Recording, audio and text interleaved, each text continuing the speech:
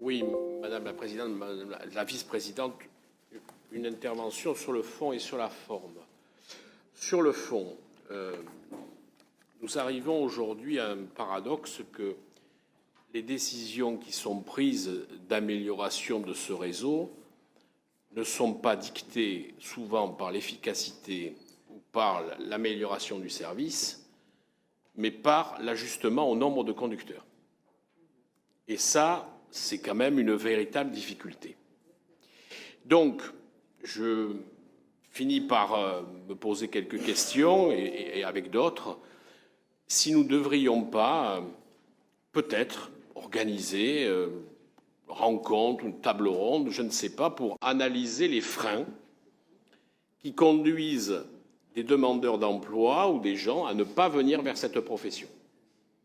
Quelles sont les choses qui posent difficulté? Peut-être que le rythme de travail aujourd'hui des conducteurs ne correspond pas au rythme de vie. Peut-être qu'il y a des choses qui ne correspondent pas dans la vie professionnelle de ces personnes. Et peut-être qu'on aurait intérêt à regarder ce que pourrait nous apporter le GART, qui a aussi une vision nationale de cette problématique. Donc, essayer peut-être d'apporter notre contribution d'amélioration de l'attractivité de ces métiers pour pouvoir sortir de cette difficulté de dire on ne peut pas aller au bout de ce qu'on voudrait faire. Et pendant des années, j'ai expliqué dans cet hémicycle que c'était pour des raisons financières, qu'on voulait ne pas dépenser plus. Et là, aujourd'hui, c'est parce qu'on a un véritable manque de conducteurs, alors qu'ils s'exercent, bien évidemment, vous le savez. Ne prenons que le département de la Gironde, hein, le réseau de la Cobane va se mettre en place avec retard parce qu'il n'y a pas de conducteurs. Ça, c'était sur le fond. Et sur la forme. Sur la forme, nous avons en face de nous un réseau métropolitain. Et ce réseau métropolitain, il est pour chacun d'entre nous intéressant pour notre commune, mais aussi d'une manière globale, puisqu'il y a finalement peu de lignes qui ne font que l'intérieur d'une commune, elles vont au-delà. Le système qui est mis en place sur cette mandature consiste à avoir une première réunion où les communes viennent avec leurs demandes, on a un rendu de ce qui s'est passé, et ensuite on reçoit un courrier nous disant voilà ce qui a été pris, voilà ce qui n'a pas été pris, avec une présentation en commission des choses.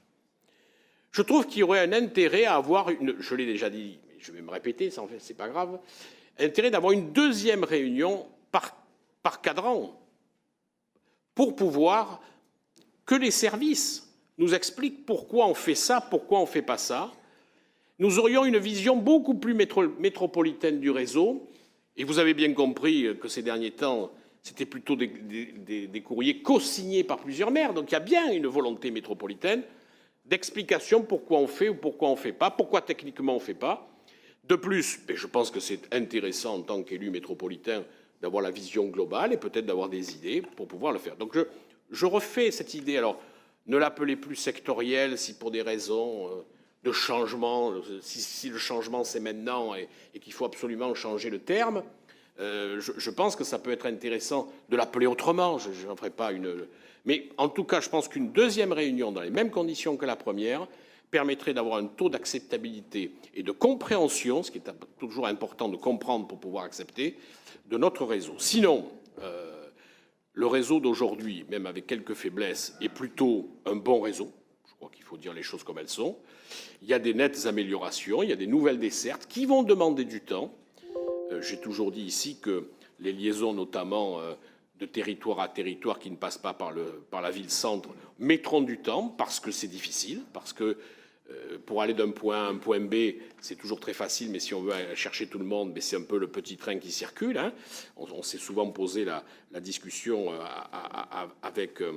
avec Stéphane Delpera sur la 39, hein, disant que c'est super de venir de Saint-Médard jusqu'à l'aéroport, mais j'ai l'impression qu'on ramasse tout le monde en faisant le trajet et que finalement on irait plus vite à vélo d'aller de ce point A à ce point B. Donc il faut regarder quels sont les tracés les plus efficaces. En tout cas. Et un dernier point, je tiens à remercier là aussi, puisque nous avions choisi ça dans l'offre qui nous était proposée, la nouvelle application est vraiment très bien. Elle est beaucoup plus efficace que la précédente. Et nous avons accès à une information qu'il fallait chercher davantage, c'est le nombre de départs qui ne s'effectuent pas.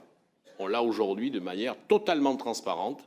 Et je peux vous dire qu'il y a peu de réseaux en France qui communique en disant voilà les bus qui ne roulent pas, voilà les départs qui ne se font pas. C'est aussi une transparence vis-à-vis de nos clients. Je vous remercie.